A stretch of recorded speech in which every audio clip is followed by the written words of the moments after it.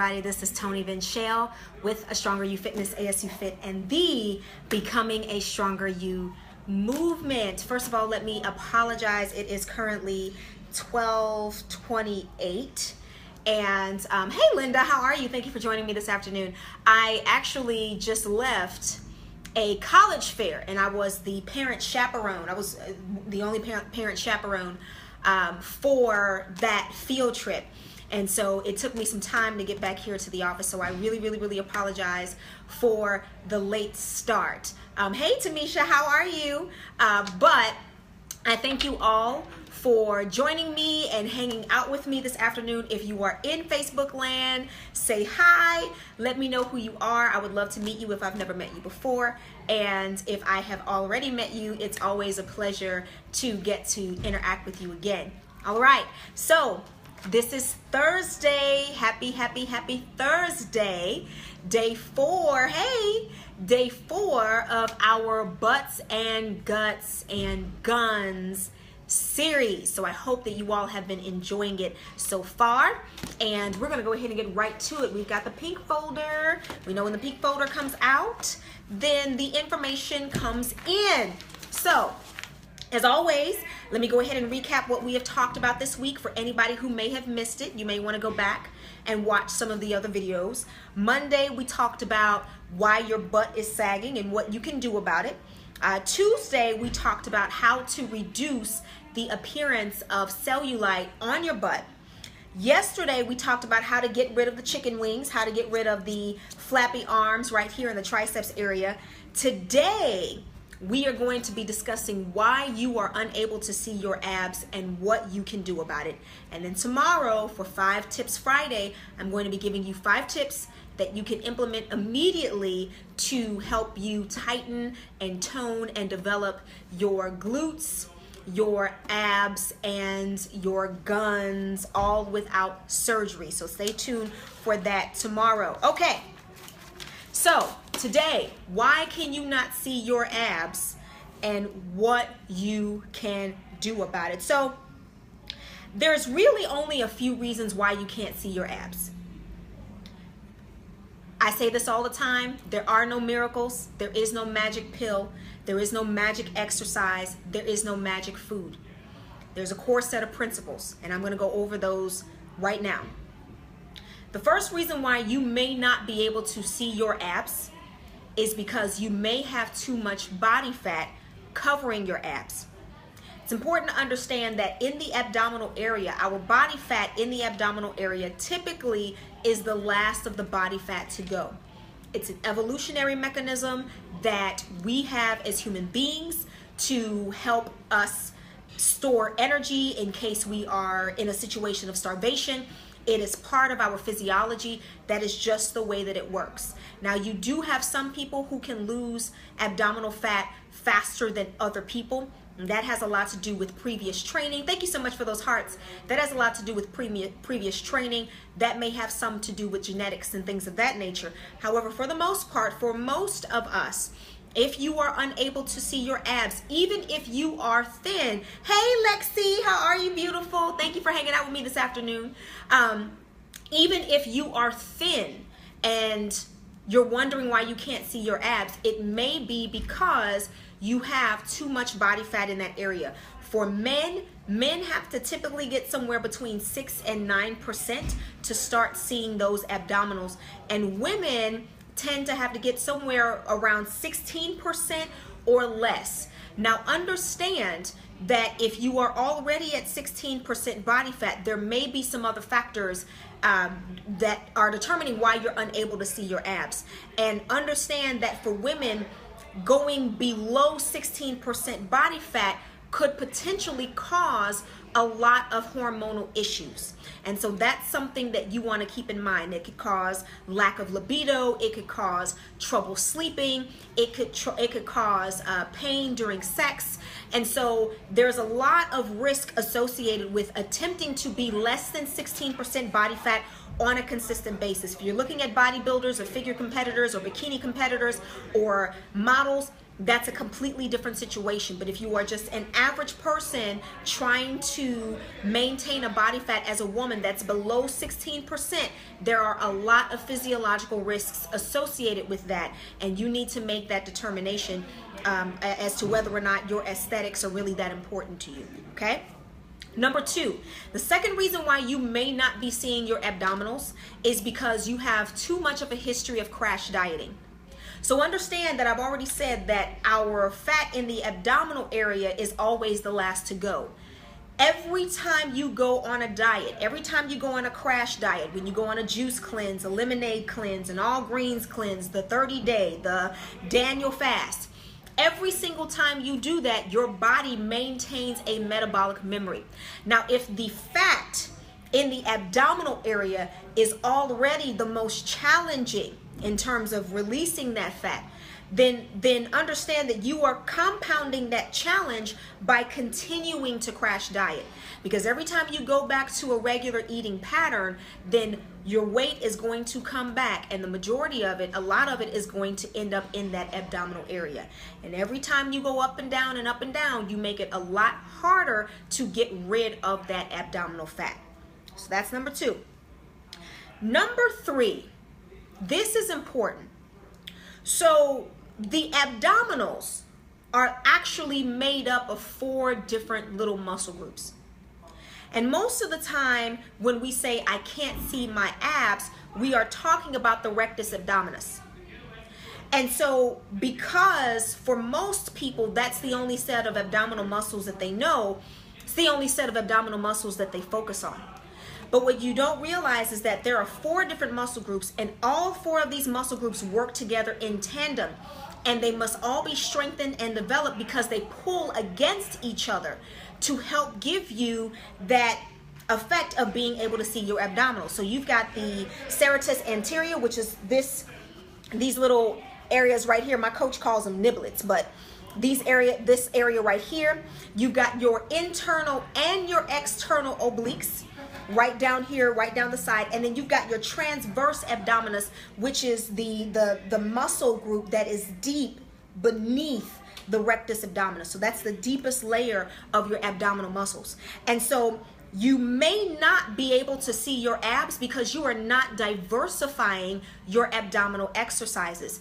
If you are trying to develop your 6-pack or your 8-pack, or for those who may be lucky enough to have that, your 10-pack, then you have to work all of the muscle groups because they all must be developed, they all must be strengthened. In some situations, they also need to grow because all of these muscle groups pull against each other, and that's how you get to see the 6-pack. So if the only exercise you are doing is 10 reps of 200 crunches, then, or maybe a few mountain climbers, then you are absolutely not going to be able to see your abdominals. Okay, so you must diversify your exercises. Number 4, maybe you need some heavier weights. If your body has already become accustomed to doing, 100 reps, 200 reps, 500 reps on the abdominals, which is what most people end up doing, then you may have become too accustomed to that.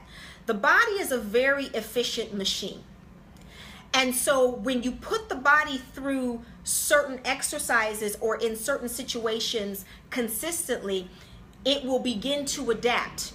And the more the body begins to adapt to a certain type of training, the more imperative it is that you diversify the type of training that you're doing. And so if you are constantly doing, 100 reps, 200 reps, 500 reps, that's great because that helps to build the endurance of your abdominal muscles. It also helps to build the development. But there are there's actually 3 different factors that are important in being able to see your abdominals. The one is the amount of body fat that you have, which I talked about earlier. Number 2 is the development of those muscles, which typically happens with most workout routines where you're doing 100 reps, 200 reps, 500 reps. The abs are really developed and they're really, really used to that kind of work. But number 3 is also size. So you may have really, really small abdominal muscles. They may be really, really efficient. You may have a lot of endurance. You may be able to knock out 1,000 reps, but because they're not large enough, you're not able to see them through your skin. And so if you have been doing those kinds of exercises, then you should consider incorporating ab exercises that require a lot more weight, or adding weight, heavier weights. And when we talked yesterday, if anybody was here yesterday, when I talked about heavy weights and I gave that demonstration, I basically said, I gave an example. If you're doing 15 reps, the last 5 should be a real challenge for you to be able to pull through. And if the last 5 are not a real challenge, that means that the weights are not heavy enough. And so maybe you need to look into adding heavier weights into your abdominal routine so that you can help to grow some bigger muscles in that area, okay? Or if you are on a caloric deficit type of diet because you're trying to lose weight, then that also helps to strengthen and better develop the muscles as well. Okay, so even though you're going to be losing that body fat, you're going to be losing weight, and the muscles may not necessarily grow like in large proportion, they will be really, really developed, and it'll be a different kind of training, and your body will respond differently to that. Okay, and number 5, you may either not be training enough, or you may be training too much. So that goes back to that conversation about whether or not you should train your abdominals using heavy weights, meaning that you're probably going to be doing fewer reps, or if you should be training your abdominals using lots and lots of reps, which means you'll probably be using less weights, lower weights. Hey, Misha, thank you for joining me this afternoon, or maybe no weights at all. And so again, remember, the body adapts to what it is that we are doing. And so if you have been training your abdominals every day, then that strategy may not be efficient for you anymore. So if you've been training your abdominals every day, you may want to go to a different kind of programming where you're training them with heavier weights, maybe 2 to 3 days per week, and giving yourself some rest in between. If you have not been training them on a daily basis, or if you're only training them 1 day a week, then you may want to increase the frequency at which you are training them. Okay, so those are the reasons why you are not able to see your abdominal muscles. Now let's go ahead and talk about what you can do about it. Okay, one of the techniques that you can use is to train your abdominal muscles first. Typically, when you are on a workout program, or you're performing exercises, you got to work out for the day, the first muscle that you work out tends to have the best response to the resistance training. And so if your focus is on abdominal development, then instead of training your abdominals at the end of your workout, which is what a lot of people choose to do, you should probably train your abdominals at the beginning of the workout. Okay, what's up, Amber? Thank you so much for joining me.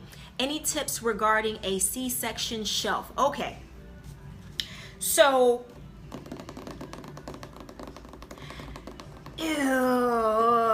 that's gonna depend by person, because depending on how far you are from your C-section, how many years it's been, that has a lot to do with the type of training that can be done.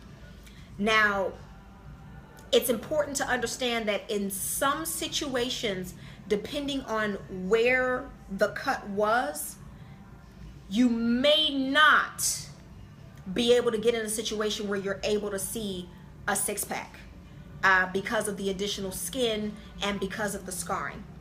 So a lot of that has to do with how far out you are from the C-section, as well as where your cut was.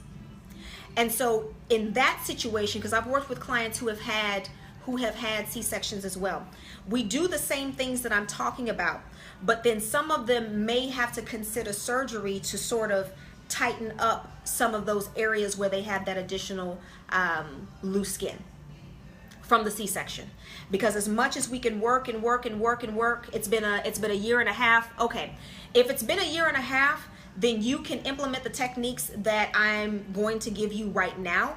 But if you have the extra skin, once you've gotten down to, I would say maybe about somewhere between 18 and 20% body fat, somewhere in there, and you're still seeing that skin, then you may want to consider, if it's that important to you, and again, if it's not that important to you, then don't consider it.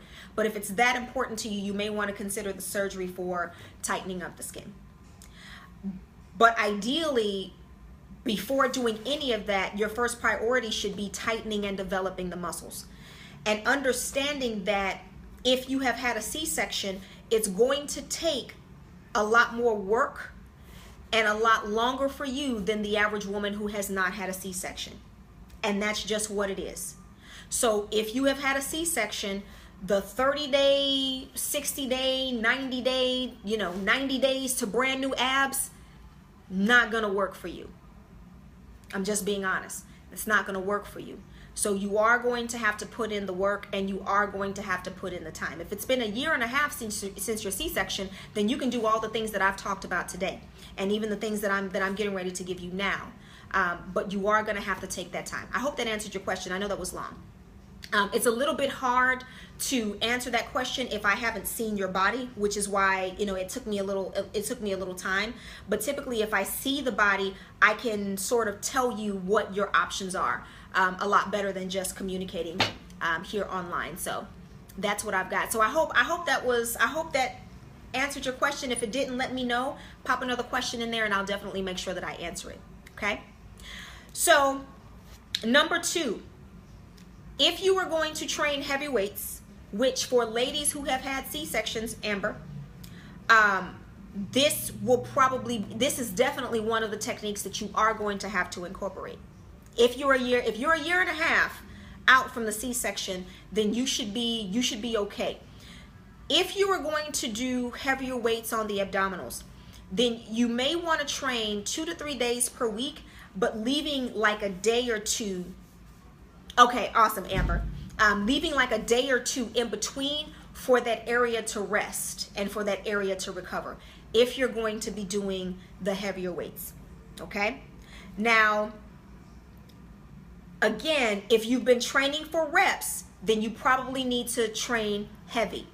If you have been training heavy, then you probably need to train for reps. So it's either an issue of muscle size or muscle development, but you're going to have to play with both of those techniques to see which one is going to give you the best results.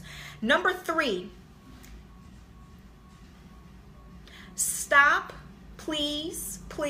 If you don't get anything from the sessions that we have been doing together online here on Facebook Live, hey, Latoya, if you don't get anything else, if this is all you get, please stop crash dieting. Please. You will crash diet and you will see your 6-pack and it will be awesome. But I promise you, the minute you get back to whatever a regular eating pattern for you is, you will accumulate so much fat in that area. And every time you crash diet, it becomes that much more difficult to get rid of the body fat in that area. I cannot stress that enough. I know that I say this all the time, and I know you guys hear me say this every day, but it is so important that you change your mentality about crash dieting. It is temporary. It does not work long term. It causes all kinds of damage. It causes all kinds of issues. And it's just not a healthy habit to maintain. Okay? So that's number 3. Number 4, do what you were supposed to do in the kitchen. Eat right. What should I eat? First of all, there is no magic food. There is no magic drink. A lot of times when people talk about belly fat and they talk about this food helps to decrease belly fat or this drink helps to decrease body fat, they don't understand metabolism. And there are a lot of fitness professionals and dietitians and nutritionists who throw out the word metabolism, speed up your metabolism, slow down your metabolism, boost up your metabolism. they don't understand that metabolism is not just your ability to eat food and break it down and how quickly you break your food down. Your metabolism also includes your recovery. It includes the cycle at which your cells die and are regenerated. There are so many other factors. If you have ever seen a metabolism map, my biochemistry professor showed us a metabolic map. It was a picture of the human body, and it was literally, there were no bones, no muscles, nothing. It was just pure metabolism, and everything in that map was connected. And I wish I had that map. I think I might email him, because I've been thinking about him a lot lately. I think I might email him and ask him for that map. If you could see the thousands of processes that are taking place that are all part of this system that we call metabolism, then you would understand why just drinking apple cider vinegar and water isn't gonna be your end-all to be-all cure for belly fat. You would understand why eating grapefruit isn't just gonna cure your belly fat, or eating egg whites. Now, there is something different about the protein in egg whites when it comes to your belly fat. But again, there are so many other processes that work together that form this network of systems that we call our metabolism. So you must make sure that you are eating a variety of foods in the right amounts. There is no miracle food. There is no miracle diet. What you need to be doing is eating what's for you. And if you have not done so, I'm going to keep saying this on every single video. If you have not downloaded Fitness and Nutrition for the Busy Professional, you are doing yourself a disservice. It tells you exactly what you need to do without counting calories. It gives a very simple method that you can use with your own hands to customize your meals so that you can ensure that you are getting the right foods in the right amounts. It's a great place to start. A lot of you ask for meal plans. Everybody wants a meal plan. Make me a meal plan. Tell me what to eat. Give me a meal plan. Not understanding that a meal plan is an elevated level step. Meal plans are not beginner's level.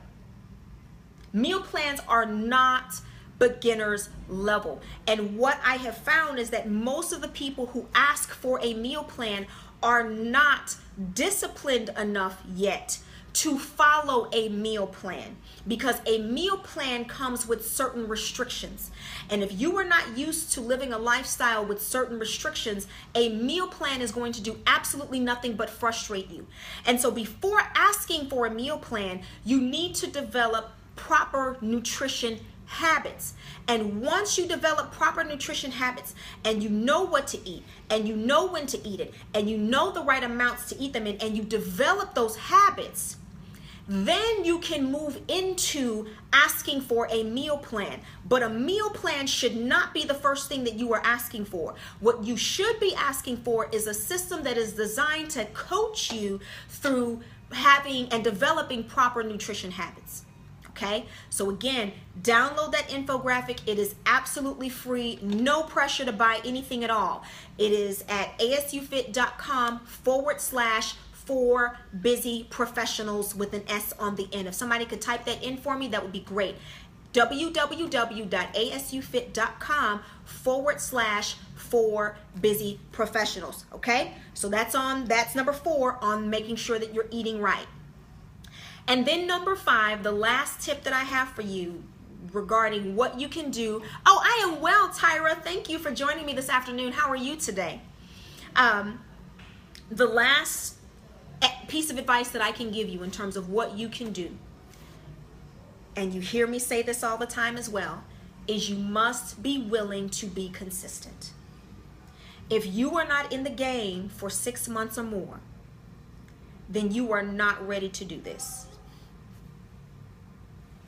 I'm well and learning. Awesome, awesome. says paleo works for me, but it took me years to figure out that my body works best with that protocol. I do yoga also, and stretching is great for lean muscle building for me personally. Absolutely, Amber. Yoga is great, and so is Pilates. I try to encourage a lot of people to get into yoga and Pilates, because when we start talking about this thing called metabolism, we must understand, like I said, there's all of these different factors. There's your breathing, there's your muscle mass, there's your sleep, right, which has so much to do with your metabolism. Remember, I taught you all last week that for every night that you are sleep deprived, you will decrease the number of calories that you are burning that day by 5 to 20%. So sleep is so important, and yoga helps with the breathing. Pilates helps with the lengthening of the muscles, and so having that as part of your program to diversify, that's awesome. And as far as paleo is concerned, yes, if you have determined that paleo works for you, absolutely. And when people ask me what's the best diet, blood type, paleo, this one, vegan, vegetarian, octo-vegan, pescatarian, it depends. Yes, Tyra, I'm glad you know now. It depends on what works for you. Okay, so now I'm in a stage in my development where I don't eat any land animals. And the reason for that, there's not a philosophical reason or a spiritual reason. I'm not an animal rights activist. But what I have found is that lately, and this has been happening for like the last year, which is why I cut that food out. Lately, if I eat chicken or turkey or beef, I immediately experience inflammation. I experience inflammation. I experience bloating. I experience constipation sometimes. And I had to find that out through the process of elimination. So for me, at this stage in my life, land animals are just not going to work. They don't work for me. And since I have been only eating seafood and, plant proteins and lentils and things of that nature to get my protein, I have experienced a decrease in digestive issues. I have experienced a decrease in bloating. I have a different experience with my menstrual cycle now. And so this is what works for me. And I was at different stages of development. I did try one time to become completely vegan, and I was bloated all the time. And I tried to do vegan first when I realized that the chicken and the beef and the lamb and all of that were causing me issues. So I tried to go completely vegan. When I went completely vegan, I was always bloated. And I'll never forget, one day I was on my way home from training a client. Yes. I was on my way home from training a client, and I was so bloated. And I was on the phone with my husband, and I said, babe, you know what? I said, I think I'm going to go get some fish. I said, I don't know what this is, but it's not working. And I promise you, I went to go get some fish. I actually had fish and shrimp. And the next day, I felt completely different. And I said, okay, this is what my body needs for right now. But it takes that process of elimination. It takes that getting to know yourself, which is why meditation and prayer time and those kinds of things, that alone time, that quiet time, that is so important, because that's a part of building and working with your metabolism as well. And so, yes, you do have to take the time to figure out what's going to work for you. Okay? But going back to consistency, if you are not in this for 6 months or more, if you're not in it for the long haul, if you are not in it to make some serious changes in your lifestyle, then you are not ready to see your abs. And that's just what it is. And it doesn't make you wrong, and it doesn't make me right, and it doesn't make me better, and it doesn't make you worse.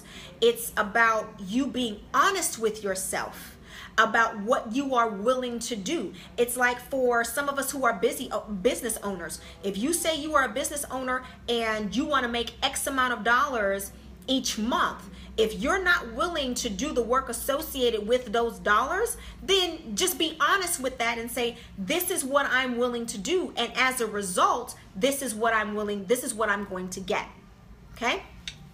It says, I get anemic and really weak really bad when I do a vegan diet. Truthfully, I don't want to eat land animals. See, you know, like I said, I went completely vegan, and I don't know, it could have been something going on with me metabolically at that time. You know, in 6 months, I may be able to go completely vegan and everything be just fine. But whatever was going on with me at that time, it just was not working. And so if you don't want to eat land animals, Amber, you may want to consider maybe just eating seafood and getting your protein that way. But it's also about making sure that we are diversifying the kinds of foods that we are eating, because it's important to understand that over time, if you are always eating the same kinds of foods, if you're always eating the same things, you can develop what is called a sensitivity to the food. It's not necessarily an allergy, right? So an allergy says, if I eat this, I'm going to break out in hives, or my throat's going to close up and I'm going to die. It's totally different. Okay. I have a sorority sister who absolutely cannot eat carrots. If she eats carrots, her throat's going to close up, and then we're going to end up doing CPR. That is an allergy. But a sensitivity is, it says, smoothies with spinach, kale, beets, and they will assist with iron deficiency. Okay, Tyra, thank you for that. What was I saying? Oh my goodness, I totally lost my my train of thought there. Okay. A sensitivity means that if you eat a certain food, it's going to cause some internal inflammation. And we may not always recognize that right away, right? So that's one of the reasons why diversifying your food, even if you're eating healthy food, if the only vegetable you eat all the time is green beans, guess what? They're still going to be bad for you at some point in your life. They're still going to be bad for you at some point in your life. So we must make sure that we are diversifying our foods, which is what I'm talking about here when I say eat right and being consistent and all of that. Okay? All right, so that is what I have for you. I hope that you have gotten some valuable information today about why you cannot see your abs and exactly what you can do about it. Are there any questions, any comments, any screams of fury and pain? Anybody?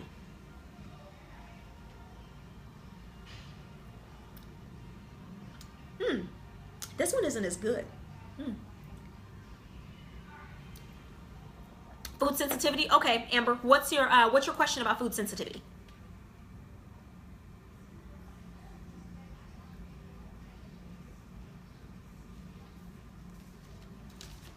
Let me know what your question is. And by the way, don't forget, Facebook, Instagram, and Twitter, A Stronger You, ASTRONGER, the letter U. Okay? Podcast, SoundCloud.com /ASUFit. That's where you can count it on, pull it on podcast. Thank you, Tamisha. So she's put up the ASUFit.com /for busy professionals. That's where you can download that busy professionals infographic. I also sent out a couple of other resources as well to help you out and to help you fit your fitness and nutrition into your busy lifestyle. So if you have not downloaded that infographic, you can go there. And also, if you are in the city of Houston, I still have openings in my Butts and Guts class. Remember, the first 10 people who sign up for that class get it at $200 a month. And if you know what my personal training package, what my personal training clients pay for personal training, then you know $200 a month is an absolute steal. So it's 2 days a week. Gluten blows. I'm sorry, Amber. I know.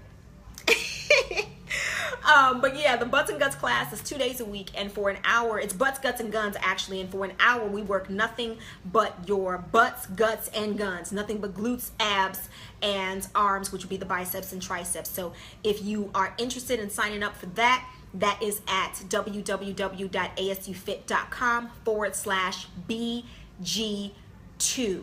And remember, the first 10 get that at $200 a month. It's normally about $35 a class. So once that class fills up, then the price will go up for the next cohort. Okay? All right, so any other questions? Alkaline foods have been found to be better for the body and the digestive system, as well as organic fruits and vegetables. Do you agree with this? Since I stopped eating the meats, my stomach has reduced tremendously.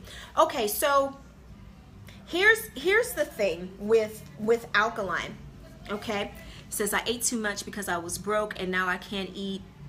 Now I can't eat it at all. Is gluten bad for everybody's gut, or just those who have become sensitive? Thank you for that, Tamisha. ASUfit.com/BG2. Okay, so I'm gonna get to Tyra's question first, and then I'm gonna answer Amber's question. Okay, so Tyra, we must understand that in everything there must be balance.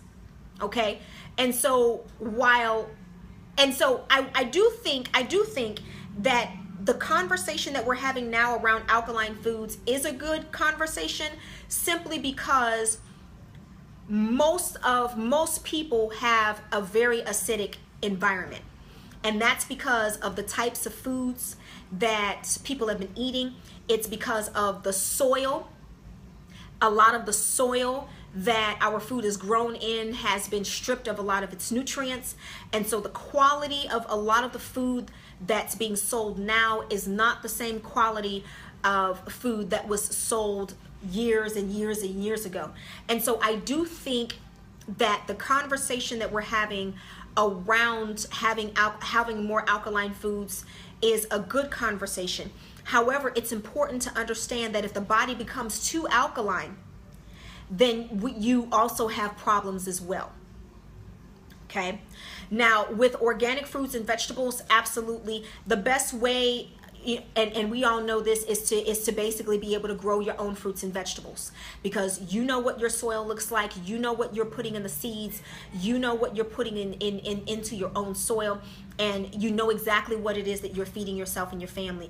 However, if that's not available to you, then it is all of our responsibility, but your responsibility in particular, speaking to each individual person, to do the absolute best that you can with the information that you have.